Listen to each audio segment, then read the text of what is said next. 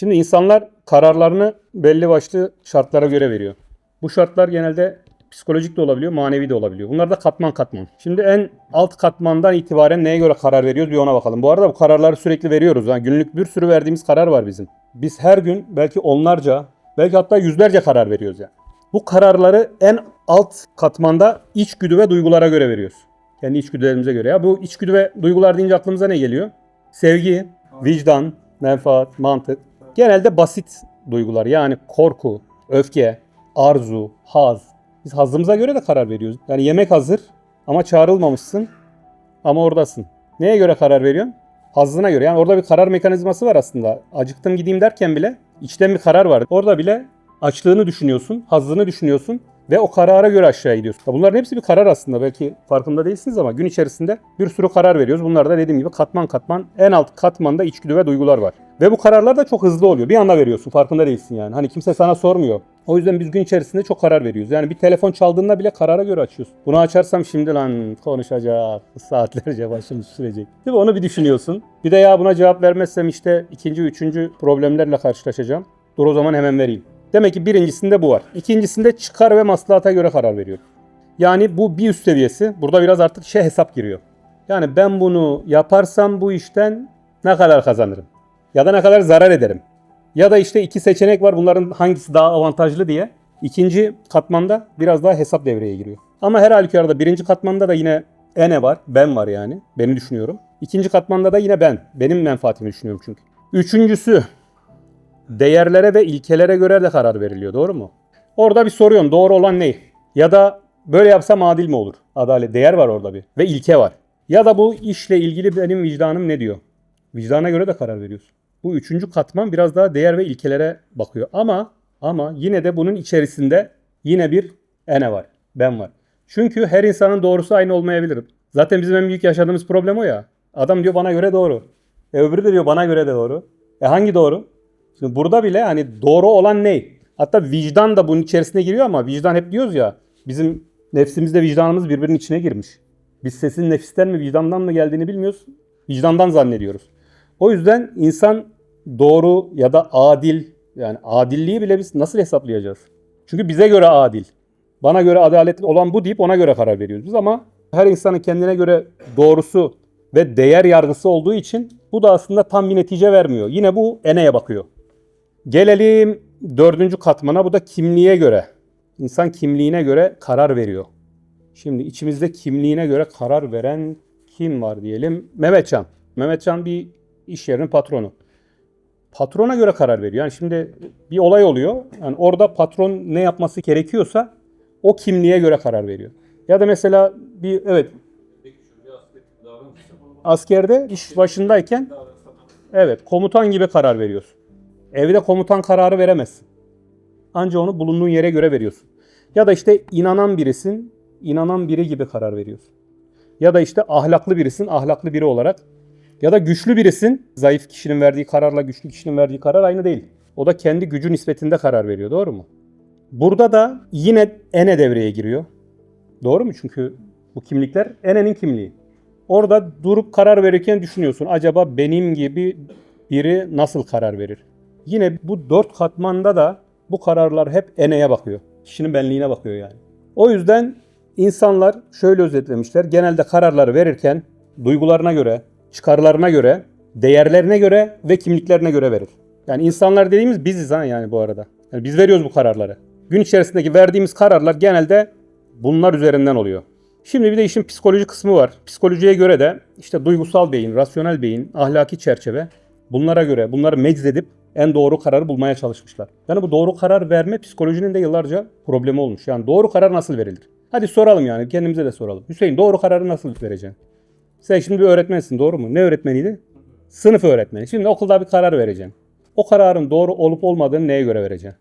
Bir referansın olması lazım yani. Evet. Ben müfredata göre örnek veriyorum. Dersi nasıl işleyeceğimi müfredata göre karar Müfredata veriyorum. göre karar veriyor. Bir de aslında istemsiz bir şekilde bunların hepsi de devreye giriyor.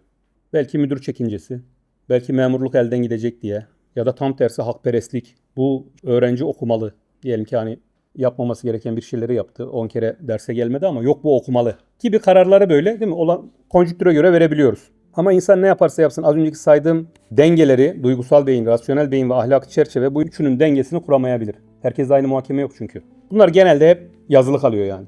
Şimdi bu kararlar genelde bize maslahatı hak gibi gösterir. Maslahatı hak göstermek. Şimdi maslahatı hak göstermek deyince karşımıza iki tane kavram çıkıyor. Nedir bunlar? Biri maslahat, diğeri hak. Hak ne demek? Allah'ın rızasına uygun olan. Değil mi? Şimdi bizim hak dediğimiz aslında budur. Yani dışarıda kullanılan hakla bizim kullandığımız hak farklı. Biz İslami çerçeveden baktığımız zaman hak deyince aklımıza ne geliyor? Allah'ın rızasına uygun olan, yani tek doğru. Peki maslahat ne demek? Burada işte biraz kavramlar devreye giriyor. Maslahat, Ömer, ne demek maslahat? Faydalı. Tamam, çok güzel. Yani ilk akla gelen kelime aslında fayda. Bir maslahat tercihi yaparken ehven-i şer'i de tercih ederiz, doğru mu? Yani iki tane zarar var. Bu iki zarardan en az zarar olanı tercih etmeye de maslahat denir. Değil mi? Asıl köken buradan geliyor. Maslahat ehven-i şer'dir yani. En az zararla o işten ben nasıl sıyırırım? Ya da bir karar vereceksin. Karşında iki tane hata var, iki tane yanlış var. Ben bu iki yanlıştan en az yanlış olanı seçersem maslahatla hareket etmiş oluyorum. Şimdi hakta bir kesinlik var, doğru mu? Hakla maslahat kelimelerini çok iyi ayırmamız lazım. Dersimiz tamamen onun üzerine çünkü. Hak dediğimiz kesinleşmiş doğru. Allah ne diyorsa o. Allah'ın rızasına en uygun hareket. Hak. Zaten hak Allah'ın bir ismi değil mi? Allah'ın ismi yani. Maslahat da fayda, o pragmatist dedikleri var ya. Faydacılık yani. Hani ben buradan ne kadar fayda sağlayabilirim? Ya da karşımda iki tane faydalı şey var. En faydalı hangisi? Onu alırım. Ya da iki zararlı şey var. En az zararlı neyse onu alayım. Ehven-i şer. Duydunuz mu? Ehven-i şer'i duymayan var mı? Duymayan. Serap, ne demek ehven-i şer? Kötünün iyisi mi abi? Kötünün iyisi diye genelde çeviriyoruz da. Aslında tam kelime karşılığı o değil. Ehven. Ne demek? Hafif. Ehven hafif demek. Şerrin hafifi demek. Biz hep böyle halk arasında ne diyoruz? Kötünün iyisi diyoruz. Şerrin hafiflisi demek. Hafif olan demek. Bu bir hatta mecelle. Mecellede iki şerden daha hafif olanı ehven-i şerreyn ihtiyar olunur diye kural var yani mecellede. Bu bir yani İslami kanun. İki şerden daha hafif olanı ihtiyar olunur. Şimdi iki kavramı anladık değil mi? Dediğim gibi ders bunun üzerine inşa edeceğiz yani. Hak ve maslahat. Şimdi üstadın perspektifinden bir olaya nasıl bakılır? Üstad yaşadığı bir krizde kendi aklıyla karar verdiği zamanlarda hep şu soruyu soruyor. Hak mı? Maslahat mı? Nefsim mi söylüyor? Yoksa hizmet mi bunu gerektiriyor? Hak mı? Maslahat mı? Yani maslahatla hak birbirine çok farklı şeyler. Öyle yaptığı zaman da bu yukarıdaki saydığımız 4 tabaka var ya, aslında o 4 tabakayı yıkıyorsun. Çünkü benliğini yıkıyorsun. Sen cevap verirken hakka göre cevap verdiğin zaman aslında o 4 tabakayı bir kenara itiyorsun. Çünkü orada hepsinde ben vardı değil mi?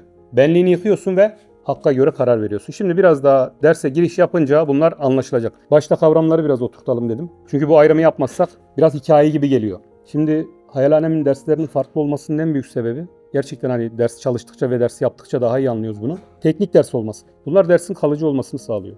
Bugün de o yüzden işte biraz kavramlar üzerine durdum ki dersin devamını daha iyi anlayalım. Dersin daha girişini yapmadık. Girişinden sonra yavaş yavaş oturacak inşallah. Evet, başlayabiliriz. Bismihi Sübhanehu.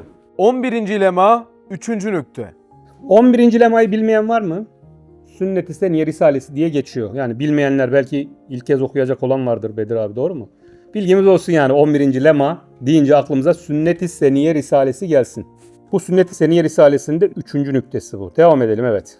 Bu fakir Said eski Said'den çıkmaya çalıştığı bir zamanda. Eski Said'den çıkmaya çalıştığı bir zamanda dediğine göre demek ki birkaç kavramında üzerine durmamız lazım. Eski Said, yeni Said. Biraz eski Said ile yeni Said'i de anlamamız lazım. Bir önceki kavramları tam onların üzerine oturtacağız çünkü. Eski Said nedir, yeni Said nedir? Şimdi üstadın hayatını şöyle kısaca bir kronolojik olarak anlatalım. Ne zaman doğdu? 1878. 1878'de doğdu. 1898 yılında kaç yaşında? 20 yaşında. 1897 ile 1907 arasındaki 10 yılı nerede geçiriyor? Van'da. Van'da nerede? Evet. İşkodralı Tahir Paşa Konağı, Vali Tahir Paşa Konağı'nda 10 yılı geçiyor üstadın. Yani 1897 ne oluyor? 19 yaşla 29 yaşını Vali Tahir Paşa'nın yanında geçiriyor.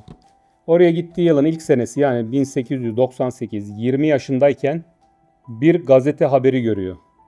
Ne yazıyor gazete haberinde? Evet.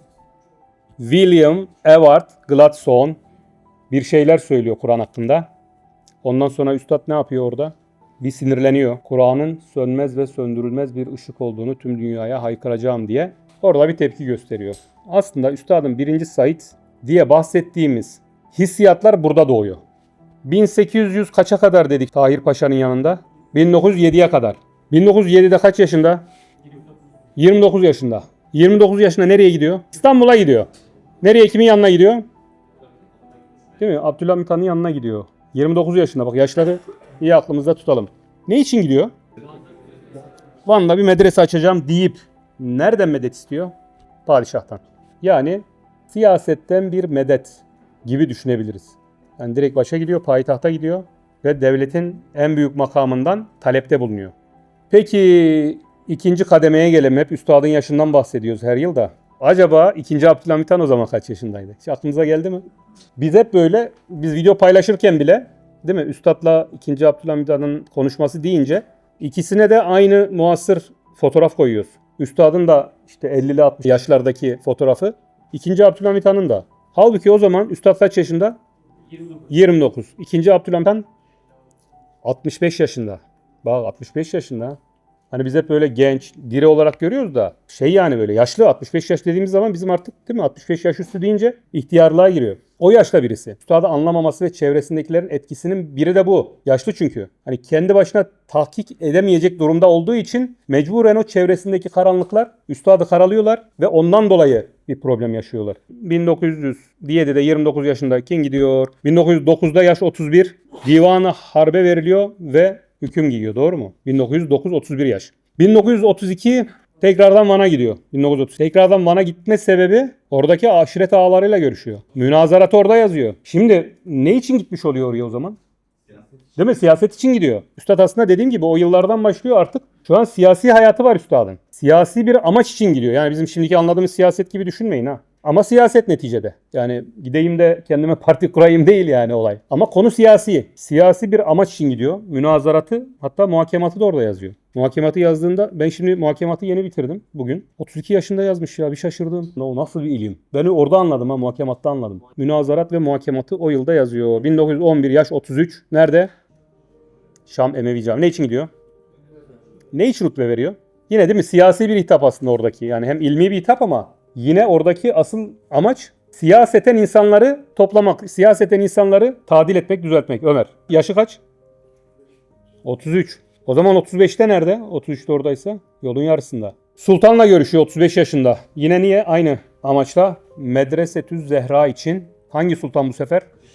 Reşat. Kaç yaşında Reşat? 69 yaşında, bak 70 yaşında bir padişahın yanına gidiyor. Yine isteği, yine talebi var. Neyse 1914'te tekrardan Van'a geliyor. 36 yaş. Dünya Savaşı çıkıyor. İşaretül İcazı yazıyor. 16 ile 18 arasında esaret hayatı var. 1918'de yaş 40. Bak unutmayın. İstanbul'a döndüğü, esaretten firar edip İstanbul'a döndüğü yaş 40. 1918. Ondan sonra orada işte Mustafa Sabri Efendi çağırıyor. Darülhikmetül İslamiye'ye gidiyor. 42 yaşında 1920'de İstanbul işgal ediliyor. 43 yaşında Gülşah Tepesi, Katre, Habbe, Şemme, Zerre, Hübab risalelerini bu yıl yazıyor. Şimdi bunların hepsini 3 yaşında yazıyor. 44 yaşında Ankara'ya dönüyor. Evet, sona geldik. Darülhikmet kapanıyor, Ankara'ya gidiyor. İngilizler suikast etmesinler diye çağırıyorlar üstadı. 1922'de. 45 yaşında da sona geldik. 17 Haziran'da Ankara hükümetiyle görüşme yapıyor. Üstad 45 yaşında artık Ankara'dan çıkıyor. Şimdi bu 45 yaşını unutmayın. Bir de o esaret dediğim yaşı unutmayın. Tamam mı? 40-45. Şimdi üstadın hayatını burada böleceğiz biz. Üstadın 1878'den 1916'ya kadar, o esaretin bittiği yıllardaki hayatı, 38 yaşına kadar olan hayatı Eski Said. 1916 dedik değil mi? İşte 1916'dan 1923 Cumhuriyet'in ilanı. İşte bu 16 ile 23 yıl, yani 38 yaşıyla 45 yaşı arası o 7 yıllık süreç üstadın Eski Said'den Yeni Said'e döndüğü süreç. Dönüşüm 7 yıl sürüyor ha. Öyle bir gece uyanıp da ya ben artık Eski Said değilim, Yeni Said'im demiyor. O dönüş süreci, bugünkü bizim dersimizin ana konusu bu. Zaten 3. nükte. İşte o 7 yıllık süreç üstadın 1. Said'de değil, 2. Said'de değil. Eski Said'de değil, Yeni Said'de değil. Oradaki geçiş. 1923'te artık kim var? Yeni Said var. Yeni Said'in de bir evresi var mı? Bir yerde bitiyor mu? Nerede bitiyor? 49 Afyon Mahkemesi'nden tahliye kararı aldıktan sonra, artık özgür olduktan sonra 1949'da, yani 71 yaşında. 45 ile 71 arası da Yeni Said ama ikinci Said. Artık o 71 ile 82 arası da yine üstadın kendi tabiriyle 3. Said. 3. Said'in özelliği neydi? Talebe yetiştirme, ferden ferde adam ilgilenme. Bu üstadın hayat devreleri önemli. Çünkü İhtiyarlar Risalesi'ni de işliyoruz ya. Hangi yaşta hangi halette olduğunu anlamak lazım. Bir eseri okurken bile üstad bu yaşlarda yazmış. Bu yaşlardaki fikirleri bu diye aslında bizim oradan çıkarım yapmamız lazım. Müellifin haliyle hallenmek gerekiyor ya. Müellifin o haldeki haleti ruhiyesini de bilmemiz lazım ki biz orayı daha iyi anlayabilelim. O yüzden ben şimdi muhakematı okuyunca biraz daha benim için farklı yer etti yani muhakemat. Evet, üstadın bu 3 hayat evresini konuştuk. Eski Said hizmet metodolojisi vardı. Eski Said'in hizmet metodolojisi ne üzerineydi? Siyaset. Bu da dersimizin kemik konularından biri. Eski Said'in düşüncesi siyasetle hizmeti. Bunu da bir köşeye koyalım. Bir de üstadın yine hayatının 3 evresi var. Bunu hızlı geçeceğim. Arada bir karşımıza çıktığı için söylüyorum. Üstadın hayatında yine bir 3 evre var. Hizmet-i ilmiye, hizmet-i diniye, hizmet-i imaniye ya da Kur'aniye. Hizmet-i ilmiye nedir? Doğudaki hayatı, eğitim hayatı. Hizmet-i diniye, İstanbul hayatı, hizmet-i imaniye, artık Barla ve Kastamonu o civar hayatı. Onu da yine aklımızda bulunsun. Okuduğumuz yere göre işte bu eski Said'den çıkmaya çalıştığı bir zamanda. Yani bunu yazdığındaki zaman ne zaman?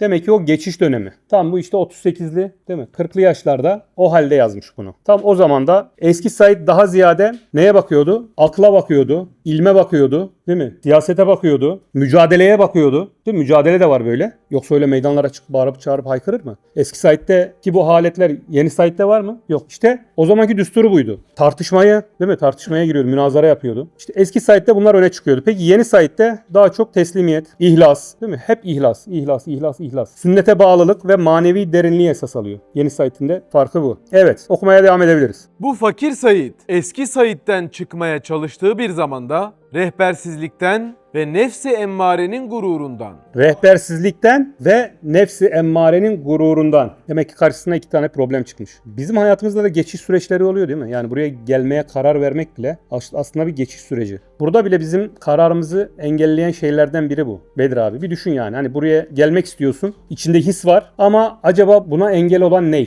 Rehbersizlik mi? Tam anlayamadım mı ben bu davayı? Yoksa nefsi emmarenin gururu mu? Ya gidip ne yapacağım ya? Ben zaten kendi kendime bir müceddidim yani. Ben kendi kendimi kurtarırım zaten. Ben kendi kendime yeterim. Gerek mi var yani? Üstadın kendi bulunduğu düşünce farklı ama biz biraz bundan sonrasını artık kendimize vurmaya çalışmamız lazım. Üstad rehbersizlikten ve nefsi emmarenin gururundan diyor. Rehbersizlik hissi var. Öyle bir halet yaşıyor ki az sonra söyleyecek, ben onu biraz önden anlatayım. Kah Sera'dan Süreyya'ya, kah Süreyya'dan Sera'ya. Yani o kadar bir arada fark var. Yani o hissiyat çok derin bir hissiyat. Öyle şey değil. Şunu mu yapayım? Neyse. Süreç bu kadar uzun sürmez yoksa. Hani küçük bir karar değil bu. Alemi İslam'ı şekillendirecek bir karar. Şey değil, o an belki üstad hani kendi kararı, kendi hayatı gibi düşünüyor ama işin perde arkasında alemi İslam'ın mukadderatını değiştirecek bir karar var. O yüzden ağır bir karar. Yoksa insan kendiyle ilgili karar verirken belki bu kadar zorlanmaz. Ama bütün sistemi değiştirecek bir karar veriyor.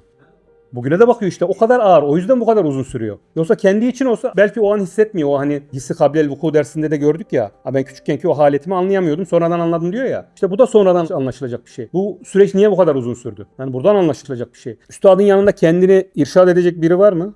Yok değil mi? Mürşidi kamil olacak biri var mı? O da yok. Yani üstadın zaten kendi döneminde deha derecesinde ilmi, bilgisi var. Zaten alimler ellerini öpüyor, cübbelerini veriyor. O yüzden kendine rehber olabilecek biri de yok. Bu da çok kötü bir şey. Değil mi? Yani bir şey yapacaksın. Ya biz bile bir şeye istişare ederken 3-5 kişi fikir verse de şu işin içinden çıksam diyoruz yani. Üstad o kadar büyük bir karar verecek. Bütün sistemi değiştirecek bir karar verecek ve rehbersizlik var. Onun içerisinde ya işte o psikolojiyi anlayalım diye söylüyorum. Sadece ne oluyor? Zaten yaşayan kimseden herhangi bir irşat alamadığı için kimlere müracaat ediyor? İmam Rabbani ve Abdülkadir Geylani. 2 kişiye müracaat ediyor. Zaten o Yuşa Tepesi'nde okuduğu hatırlıyorsunuz. İmam Rabbani'nin ve Abdülkadir Geylani'nin kitapları okuyor. Orada kendine bir rehber arıyor. İşte o rehbersizlik de diyor. Hani orada bir rehber aramış. Onlardan yardım almayı denemiş. Ama devam edelim. Gayet müthiş ve manevi bir fırtına içinde akıl ve kalbim hakaik içerisinde yuvarlandılar. Bak, yuvarlandığı yer hakaik. Kötü bir yerde yuvarlanmıyor yani. Hakaikte yuvarlanıyor. Ama neresi? Aklı ve kalbi. Şimdi aklım ve kalbim derken aslında akıl derken orada neyden bahsediyor? İlmi kelamdan. Yani ilmi kelamın alimlerine göre mi karar vermeliyim? Yoksa kalp, tasavvuf. Yoksa tasavvufa göre mi karar vermeliyim? Yani yine yol bulmaya çalıştığı şey de değil mi? Hakaik içerisinde. Evet. Kah Süreyya'dan Seraya, kah Sera'dan Süreyya'ya kadar bir sükût ve suud içerisinde çalkanıyorlardı. Şimdi buradaki mesafeyi bir anlamamız lazım. Süreyya ne demek? Hangi yıldız takımı? Ülker değil mi? Ülker yıldız takımı adını biliyoruz. Gözümüzde de görüyoruz. Şu an gökyüzündeki en parlak yıldız takımlarından birisi bu. Ülker takım yıldızı. Boğa takım yıldızında yer alıyor. Şimdi biz gözümüzde görüyoruz. Bize yakın geliyor da bizden 444 ışık yılı uzakta. Şimdi 444 ışık yılı ne demek? Var mı bilen? Heh, sen söyle evet. Abi 444 yıl boyunca hiç durmadan bir araç ışık hızında hareket ederse anca varır. Demek. Kafanızda oluştu mu? Oluştu mu?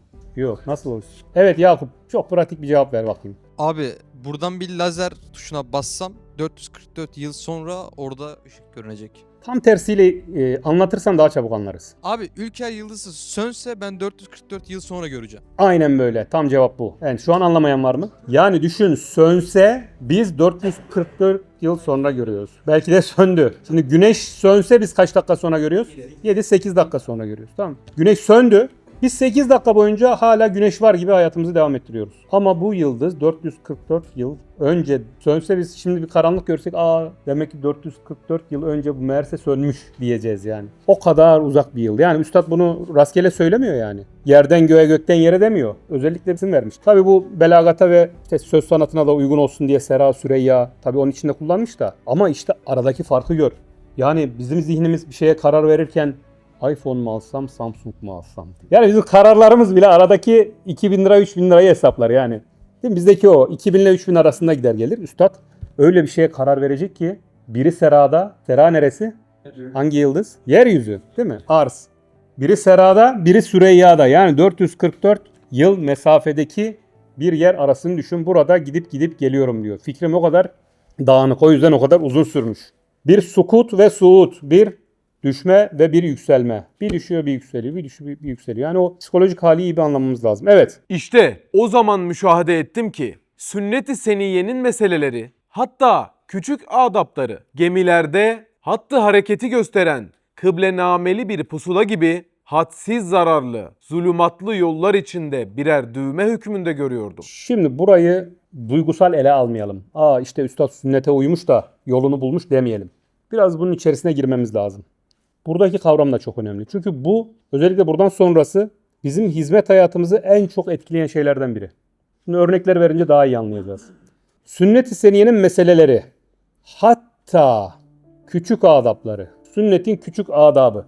Sünnetin küçük adabı deyince Yunus Emre aklına ne geliyor? Mesela içeri girerken selam vermek, çıkarken Tamam. selam vermek, suyu 3 yudumda içmek, oturarak içmek, önce bir büyüğüne sorup başka içmek isteyen varsa hatta onu sormak, misafire ikram etmek gibi.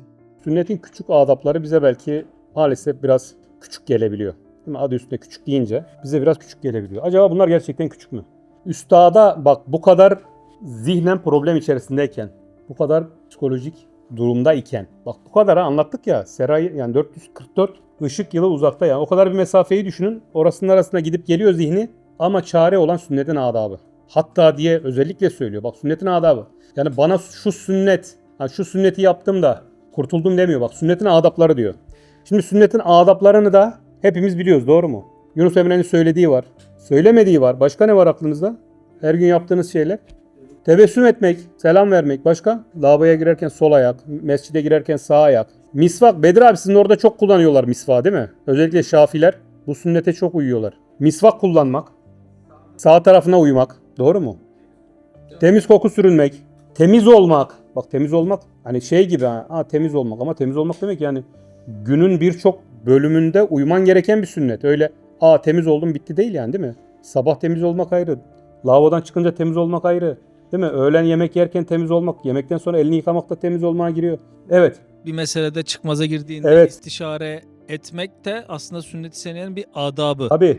Bir insan pusulasını kaybettiğinde işte o hale düştüğünde sünnet-i seniyenin o bir büyüye danışma olan ya da istişare olan adabına uyduğu anda belki de hani Üstad Hazretleri'nin orada Abdülkadir Geylani'nin kitabını açması, tefeül etmesi, Tabii ona uymak için. uymak O için sünnete- o adaba, Evet. o sünnete tabi olup o sünnetin adabına uymak için o kitaplara tefeül Aynen. edince yolu aydınlanıyor. Aynen o adaplardan bir parçası da o. Hepsini yapıyor, bir parçası da onu da uyguluyor yani. Burada aslında onun kıymetini söylüyor. Şimdi devamında anlayacağız biz. Şimdi sünnet niye bu kadar önemli? Onunla ilgili bir hadis-i şerif var. Orayı da okuyayım. Dikkatimi çok çektiği için. Şunu iyi biliniz ki bana Kur'an-ı Kerim ile birlikte onun bir benzeri de verilmiştir, diyor Efendimiz Aleyhisselam. Duymuş muydunuz? Hiç duymadınız değil mi? Şunu iyi biliniz ki bana Kur'an-ı Kerim ile beraber birlikte onun bir benzeri de verilmiştir. Neyden bahsediyor? Sünnetten bahsediyor, hadislerden bahsediyor. Bak bu Ebu Davud'da, Sünen'de geçen, Tirmizi'de geçen sahih bir hadis yani. Dikkatli olun. Koltuğuna kurulan tok bir adamın size sadece şu Kur'an lazımdır. Onda bulduğunuz helali helal, haramı da haram kabul ediniz yeter diyeceği günler yakındır. Olaya bak. Şimdi biz helal ve haramı sadece Kur'an'dan mı öğreniyoruz? Kur'an'da köpek eti haramdır diye bir şey yazıyor mu? Yiyor muyuz? Değil mi? Yemiyoruz. Değil mi? Buna benzer helal ve haramla ilgili birçok detay hadis-i şeriflerde geçerli. Sünnette geçerli yani. Biz bunları sünnetle öğreniyoruz. Sünnet-i seniye ile öğreniyoruz. O yüzden en küçük adabı bile biz sünnet-i seniyeden öğreniyoruz. Kur'an-ı Kerim'de senin 3 yudumla su içmen yazmaz zaten. Yazması doğru da değil. O zaman zaten yetmez ki, kitap yetmez. O yüzden biz bunları sünnetten öğreniyoruz. O yüzden kıblenameli pusula diyor. Ben baktım kıblenameli pusula diye ayrı bir pusula var mı diye baktım da. Üstad yok, hani bizim kıblemizi gösteren, yani bize doğru yolu gösteren pusula demek istiyor. Çünkü elinde bir pusula var. Doğru yolu nereden bileceğim? Elinde pusula olması doğru yolu bulduğun anlamına gelmez ki. Onu kullanmayı da bilmek. Sana doğru yolu gösterecek. O doğru yolu göstermesi için de Üstad kıblenameli diye özellikle belirtmiş. Kıbleyi, aynen kıbleyi gösteren pusula. Yani bize kıbleyi gösterecek pusula lazım. Üstad da özellikle o sünnet-i seniyenin küçük adaplarına kıblenameli pusula demiş. Evet, şimdi neden sünnetin küçük adapları dediğine biraz daha derinlemesine girmemiz lazım. Ana konularımızdan birisi bu. Çünkü küçük adaplar büyük fırtınaları dindirir. Şimdi bir insan küçük adapları uygularken içtimai hayatta uygulayacak. Ama bizim büyük sünnet, mesela cihat gibi bir büyük sünneti biz günlük hayatta her zaman uygulayabilir miyiz? Uygulayamayız. Ya da işte bahsedilen ne geliyor aklınıza daha büyük sünnetlerden? Hicret. Hicret gibi bir sünnet. Ya da ne var? Birine ilim öğretmek. Yani hepimiz tutup alim olabilir miyiz yani? O yüzden aslında küçük adaplar bizim daha çok uygulayabileceğimiz alanlara sahip. O yüzden büyük sünnetlerdense küçük sünnetleri biz daha çok uyguluyoruz. Büyük sünnetler bizim her zaman karşımıza çıkacak sünnetler değil. Çünkü sünneti uygularken bir insan konuşurken de dikkat ediyor. Sünnete uygun konuşuyorsun. Karşındakine sesini yükseltmiyorsun. Öfkelendiği zaman öfkeni yutuyorsun. La ta'dab, en kısa hadis. Nedir? Öfkelenme. Bak, öfkelenmemek de sünnet. Onun haricinde yerken yediğine, bakarken nasıl baktığına dikkat ediyorsun. Bak, bizim gündelik hayatımızın belki %90'ını, belki daha fazlasını aslında sünnetin adapları dolduruyor. Aslında bu adaplar bizim mikro alanlarımızı düzenliyor hayatımız içindeki. O yüzden Üstad bu kadar önemli olduğunu söylüyor bize. Mesela biri konuşurken söz kesmemek. Bunu uygulayabiliyor muyuz? Tevazu göstermek, ihsaftan kaçınmak. Şimdi bunlar nefis için ağır. Bak, büyük harekatlarda herkes kahraman. Hani bugün cihad edelim diyelim. Hadi herkes yürüyüp gidelim der. Doğru mu? Sünnetin adaplarına uymak da aslında bize neyi kazandırıyor Vedat? Huzuru daimiyi kazandırıyor. Murakabe hissini kazandırıyor. Yani sen bir hareket yaparken aslında bizim oradaki maksadımız Allah beni görüyor. Kimse yokken de yapıyorsun değil mi? Kimse yokken de oturarak su içiyorsan ne diyorsun? Efendimiz Aleyhisselam bunu yapıyordu. Ben ne yapıyorum? Sebep? Allah görüyor. Allah öyle istiyor. Yani insana tüm yaşantısı içerisinde huzuru daimiyi kazandırıyor. Evet, aslında enaniyeti de törpülüyor değil mi? Yaptığım bir harekette ben nasıl yapayım, bunu nasıl yapacağım yerine Efendimiz Aleyhisselam acaba nasıl yapardı diyorsun. Ve benliği de kırıyor. Enaniyeti de kırıyor. Yani bir şeyi yaparken doğrusu ne diye düşünmene gerek kalmıyor. Evet. Hem o seyahat-i ruhiyede çok tazyikat altında gayet ağır yükler yüklenmiş bir vaziyette kendimi gördüm. İyi düşünelim bak, seyahat-i ruhiyede çok tazyikat altında ağır yükler yüklenmiş. Bir düşünelim, kendimizi bir yerine koyalım Ömer. Bir koy yerine. Evet. Sünnet-i seniyenin o vaziyete temas eden meselelerine ittiba ettikçe benim bütün ağırlıklarımı alıyor gibi bir hiffet buluyordum. Yani Üstad kendi düşünüyor, işin içerisine çıkamıyor, kendi çözmeye çalışıyor. Sonra bir bakıyor, ya bununla ilgili sünnetin bir yolu varmış zaten ya. Bütün sıkıntılarından, ağırlıklarından kurtuluyor. Doğru değil mi ya? Hani biz de bir çıkar yol ararken diyoruz ya, acaba bunun doğrusu ne? Biz şimdi hayalhanemle hep bir şeyleri yaparak öğreniyoruz ya. Hani bazı değil mi teknik konularda bize önce olacak kimse yok. Deneme yanılma. Keşke diyoruz ki hani bir bilen biri olsa da biz 10 kere 10 ay uğraşacağımıza bir kere yapalım, bir haftada çözelim. O yüzden çok ağır bir yük aslında bu. Ama bir yolunu bulduğumuz zaman biri arıyor, diyor ki ya işte canlı yayın için şu cihaz var. Bu cihazı kullanın, artık arkanıza yaslanın. Oh be diyoruz ya. Aylardır, yıllardır arıyorduk. Ama bak bir karşımıza çıktı, rahatladık diyoruz yani. Üstad da sünnet-i seniyenin o meselelere değen, temas eden noktasını görünce Oh be demiş, rahatlamış yani. Bir teslimiyetle tereddütlerden ve vesveselerden, yani acaba böyle harekat hak mıdır, maslahat mıdır diye endişelerden kurtuluyordum. Şimdi ilk cümlede ne dedik üstad? Bu eski Said'den, bu fakir eski Said'den çıkmaya çalıştığı zamanda bunları yaşıyor. O zaman bu soruyu ne için soruyor? Eski Said'den yeni Said'e geçecek. Benim bu eski Said döneminde yaptığım harekat, değil mi? Bak harekat diyor bak. Hak mıdır, maslahat mıdır? Yani ben siyasetle hizmet ederken acaba benim bu harekatım, benim bu siyasi tavırlarım hak mıdır, maslahat mıdır? Yani olması gereken bu mudur? Hakkaniyeti bu mudur? Yoksa ehven şer midir? Yoksa işte bunun da güzelliği var. Yoksa işte başka çıkar yok da işte yol yok da bunu yapalım madem öyle. Bu ikilemde kalmış yani. Benim bu harekatım, benim bu siyasi mücadelem, benim bu siyasetle İslam'ı bir yerlere getirmeyi düşünmem hak mıdır? Yoksa maslahat mıdır? Bu ikilemde kalmış bak. En çok kafasına yük eden şey bu. Neyle kurtulmuş? Sünnet-i seniye ile kurtulmuş. O yüzden bu hak mı maslahat mı? Yani biz biraz kendimize vuralım artık. Üstad bunu güzerana hayatını anlatmak için anlatmıyor değil mi? Bize de faydası olsun yani. Biz bir kararı verirken acaba bu hak mı maslahat mı? Yani bir çevremize bakalım, kendimize bakalım. Siyasete bakalım. Siyasette hak mı maslahat mı sorusunun cevabında herkes sorsan herkesin yaptığı maslahat. Maslahat için yapıyoruz biz bunu. Nefsi ona hak gösteriyor. Hak olarak kabul ettiği için onu uyguluyor. Normalde maslahat ama nefis onu hak gösteriyor. Benim yaptığım hak diyor. İşte biz de bu soruyu kendimize sormamız lazım. Biz bir işi yaparken hak olarak mı yapıyoruz? Maslahat olarak mı? Yani işimize geleni mi yapıyoruz? Nefsimizin hoşuna gideni mi yapıyoruz? Değil mi? Biz zaten bir şeye karar verirken direkt keyfim kahyası diyor ya. Ben nefsim şeytanım. Oturuyoruz, istişare ediyoruz. İstişare kararı diyoruz. Değil mi? Ona göre karar veriyoruz. Acaba gerçekten Allah'ın rızası mı var? Bunları bir düşünmemiz gerekiyor. Üstadın aslında sorduğu o dönemde değil mi? Siyasi güç elde ederek mi bir İslami çalışma yapmak lazım? Haksızlığa karşı işte sert tepki vermek mi lazım? Değil mi? O dönem bir haksızlık var. Buna karşı meydanlara mı çıkmak lazım? Değil mi? Onlar aslında üstadın ilk tahayyülündeki yapması gerekenler onlardı. Bunlar acaba daha mı faydalı? Çünkü baktığın zaman zahiren işte haksızlığa karşı susan dilsiz şeytandır. Şimdi baksan şimdi yapman gerekiyor dersin.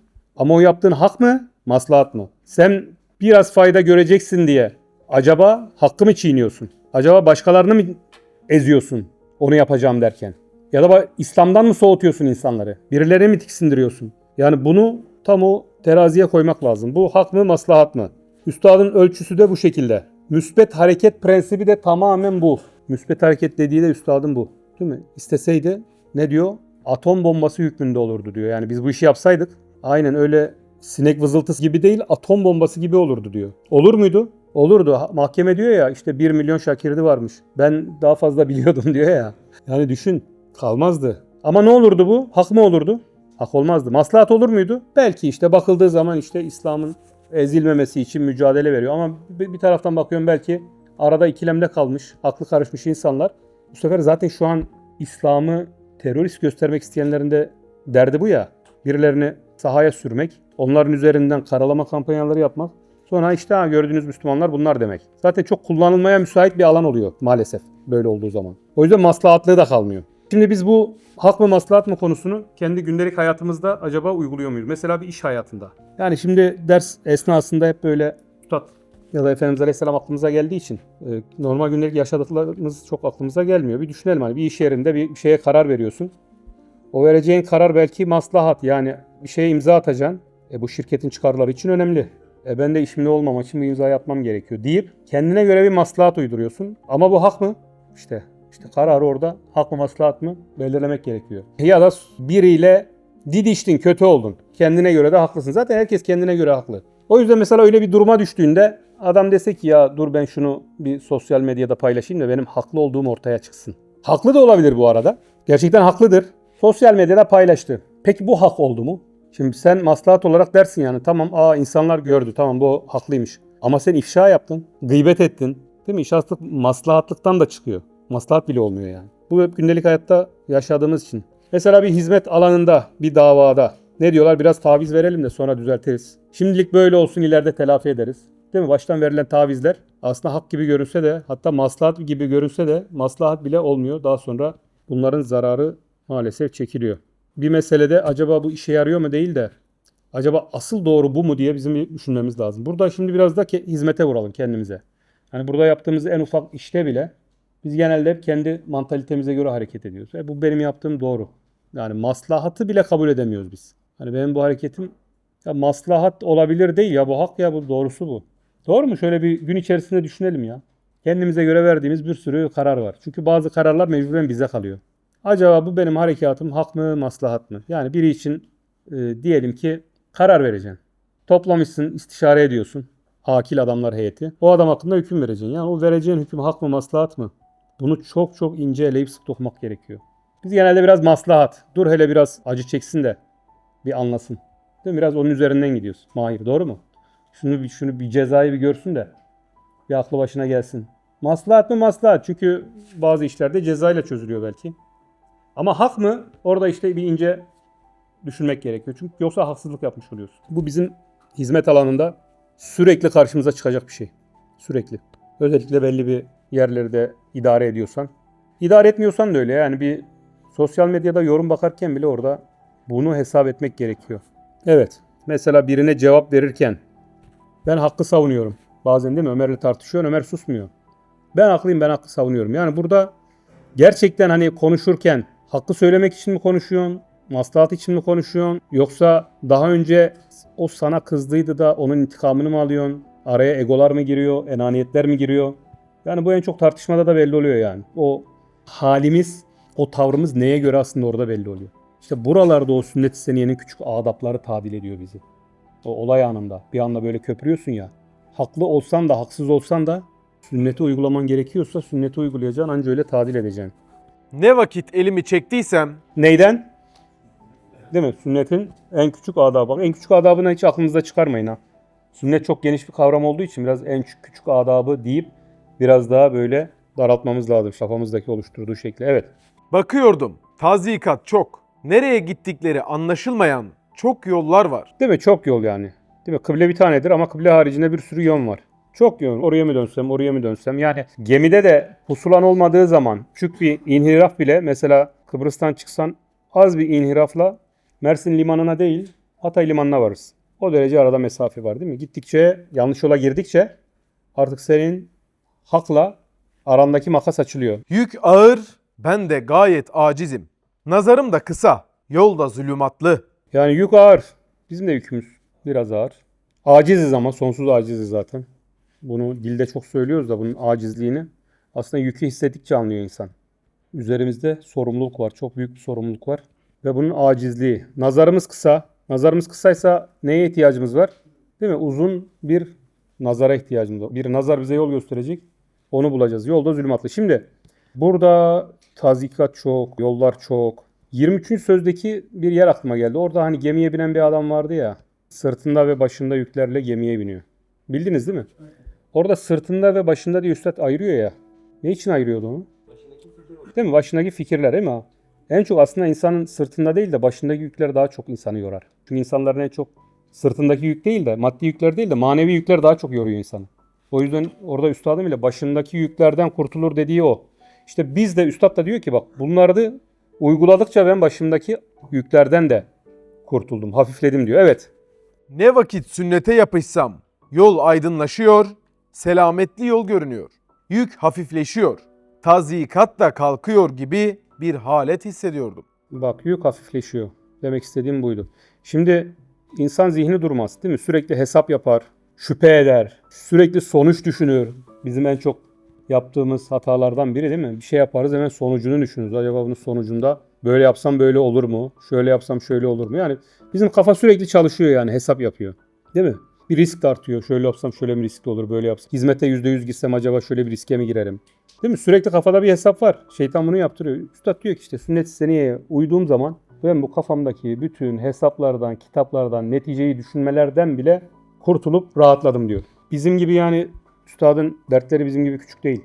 Sera'dan Süreyya'ya kadar yani onu da unutmayalım. Evet. İşte o zamanlarımda İmam-ı Rabbani'nin hükmünü bil müşahede tasdik ettim. Aynı dediğimiz gibi İmam-ı Rabbani'nin hükmü neydi? Keşif ve kerametten ziyade değil mi? Sünnete uyanları ben evliyaların daha üst tabakalarına gördüm. Bir tartışmada bile yani Hani diyoruz ya sünnette bunun yeri nedir? Yani Efendimiz Aleyhisselam şimdi hatta Üstad'dan Allah razı olsun. Ya Üstad olsaydı burada ne yapardı? Abiler ne yapmış diye bir bakıyoruz. Aa tamam ya işte hazır zaten düşünülmüş, çizilmiş bir yol var. Artık düşünmeye gerek kalmadı diyoruz. Biz değil mi? Öyle bir bazen büyük yüklerden kurtarıyor. Yoksa kafada sürekli hesap. Acaba şöyle mi olsa böyle. Gece ondan sonra uyuyamıyorsun. Acaba şöyle mi yapsaydım, böyle mi yapsaydım? O yüzden şimdi biz burada birine bir şey söylerken de çok rahat söyleyebiliyoruz. Bak dünyada bir insana bunu söyleyemezsin. Yani talip gel kardeşim ahiretinden önemli mi? Biz nasıl rahatlıkla söyleyebiliyoruz? Çünkü yani kabul edilmiş bir doğru var yani. Herkes tarafından kabul edilmiş. İslam'ın belirlediği bir mikyas var. Miyenge vuruyorsun. Bu mu doğru, bu mu doğru? Ha? Yani tereddüt edilmeyecek bir şey var. O yüzden hani bizim rahat konuşmamız, senin rahat gelmen, burada bir şeyleri belki daha rahat çevirmemiz bu doğruların subut bulmuş hakikat olması yani.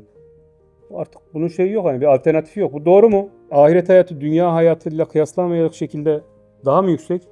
Bitti yani ondan sonra artık bütün ondan sonraki düşüncelerin, kelimelerin, konuşmaların, tartışmaların artık hiçbirine girmeye gerek yok. Ama kalmıyor yani.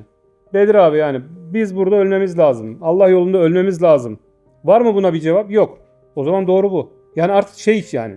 Biz de birine bir şey anlatırken ya da biz bir şeyi Bedir abi bir şeyi kabul ederken biz de yani hala kabul aşamasındayız yani. Kimse tam olmadı ki burada. Biz bile her gün nefsimizi ikna ederken ya arkadaş işte ben bugün aradım bizim buraya gelen Ercan vardı. Ya 28 yaşında. Hanımı hamile. Kontrole gidiyorlar hastaneye. Gitmişken diyor ya biraz gripim şey yapayım soğuk algınlığı var bir serum vurdurayım diyor. Sağ girdiği hastaneden cenazesi çıkıyor ya. Ya şimdi bunu görünce diyorsun ki ya arkadaş başka çıkar yol yok yani. Öyle de öleceksin, böyle de öleceksin. Niye Allah yolunda olmasın diye. Bu hakikati insan artık kendine çok rahat kabul ettirebiliyor.